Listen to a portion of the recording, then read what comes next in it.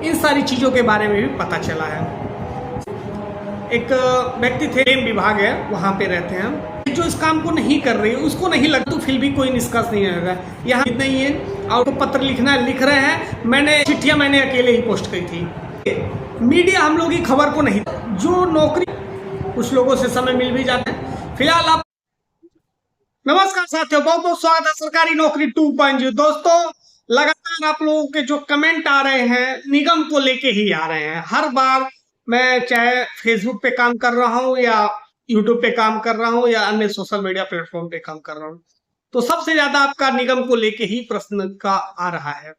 आप लोग लगातार कमेंट कर रहे हैं कि निगम में कितनी सैलरी बढ़ेगी, और दूसरा सबसे ज्यादा कमेंट अगर आप लोगों का आ रहा है तो मुझे 4 महीने से सैलरी नहीं मिली, मुझे 6 महीने से सैलरी नहीं मिली, मुझे 2 महीने से सैलरी नहीं मिली।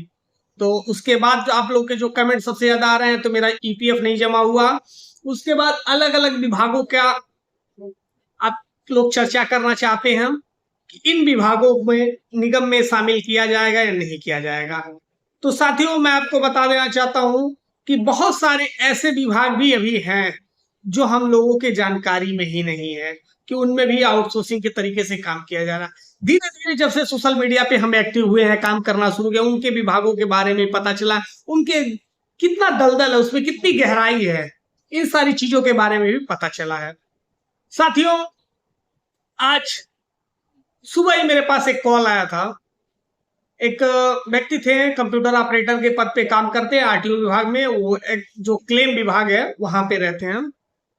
वो जॉब वहां कर रहे थे। जब उन्होंने अप्लाई किया था तो 20 प्लस की सैलरी उनको बताई गई थी, जैसा कि नोटिफिकेशन में दिखाया जाता है। ईपीएफ ईएसआई सारी चीजों की बात की गई थी, परंतु जब उनका वेतन क्रेडिट हुआ खाते में तो 15,000 कुछ रुपए हुए हैं।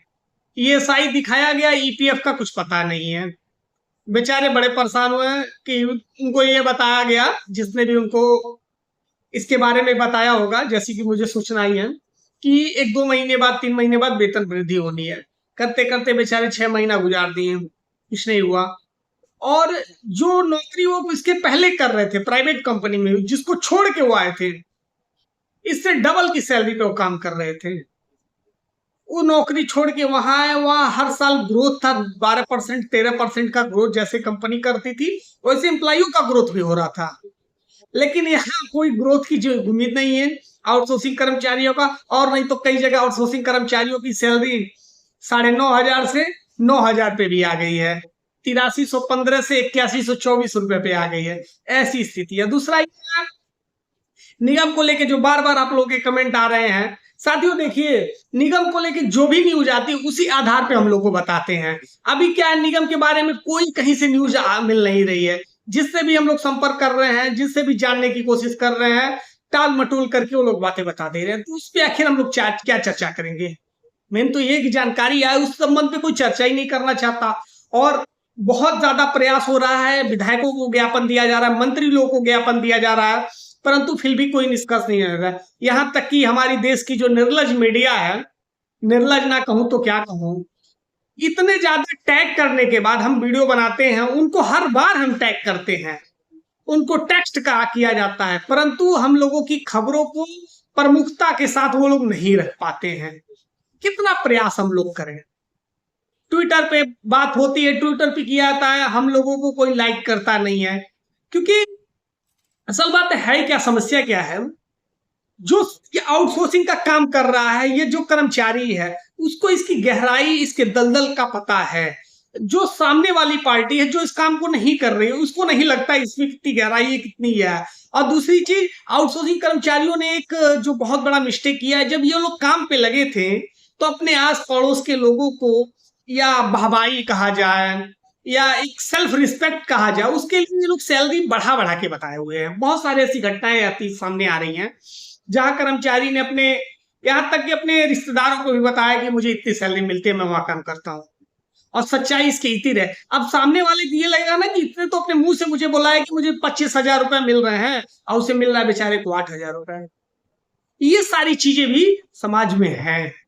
और इसीलिए चीज है, जैसे क्या होता है, टीचर्स की सैलरी लेके होती है कि टीचर को से एक धारणा बन गई है कि टीचर 1 लाख रुपए पता पढ़ाता नहीं है।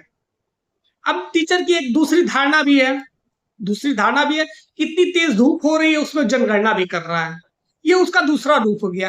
तो फ्रंट चीजों को सब लोग देख रहे हैं, बैक चीजों को कोई नहीं देख रहा है। फ्रंट में क्या चल रहा है सब लोग देख रहे हैं, लेकिन बैक में क्या चल रहा है कोई नहीं देखना चाहता है।